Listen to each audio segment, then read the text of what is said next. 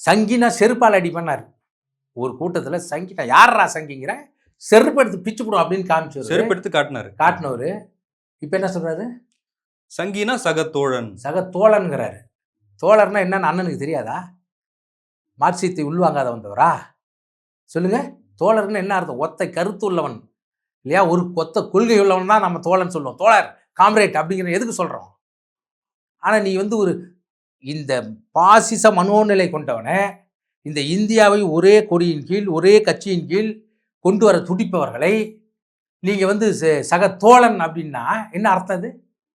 அப்போ இது எதை காட்டுது? 6 மாதத்துக்கு முன்னே ஹெச் ராஜாவை பைத்தியங்கிற, ஹெச் ராஜா வந்து சைமன் சீமான்கிறாரு, மலையாள சைமன்கிறாரு, இன்னைக்கு வந்து திரு சீமான்கிறாரு. பரவாயில்ல, அவர் மாறிட்டார் நினைச்சா நீங்கள் வந்து பேரறிஞருங்கிறீங்க. பாண்டே வந்து பெரிய பிரசாந்த் கிஷோரோட பெரிய அறிவாளிங்கிறீங்க. எங்க இருந்தோ ஒரு பாண்டேவை கூட்டு வரீங்க, எங்க இருந்தோ ஒரு சர்மாவை கூட்டு வரீங்க, இங்க இருக்கிறாரு ஒரு பேரறிஞர். இங்க இருக்கிற பேரறிஞரும் பாண்டேவும் இந்த திராவிட காலகட்டத்தில் இருந்த இதுல இங்க படிச்சதுனாலதான் அவங்க பேரறிஞருங்கிறது அண்ணனுக்கு தெரியாதா? அவங்க இதே பீகார்ல பிறந்திருந்தா அவங்க பேரறிஞரா இருந்திருப்பாங்களா?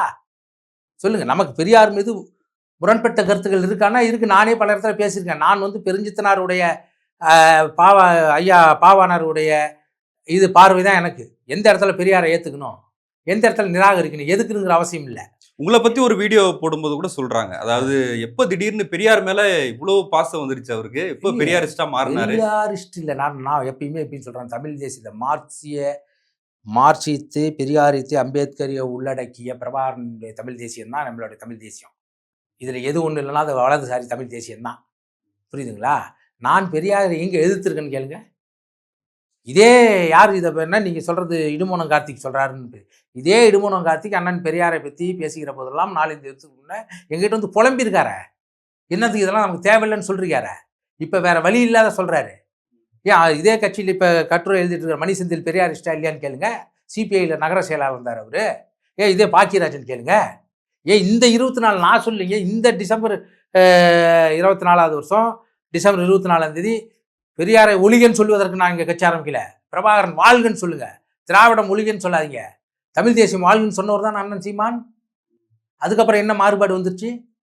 இது நீண்ட பெரியாரை வைத்து ஒரு அரசியல் இங்க பண்றாங்க. அந்த அரசியலை தகர்க்கணும்னா பெரியாரை வந்து தகர்க்கணும். ஏன் தகர்க்கணும்னு கேட்குறேன்.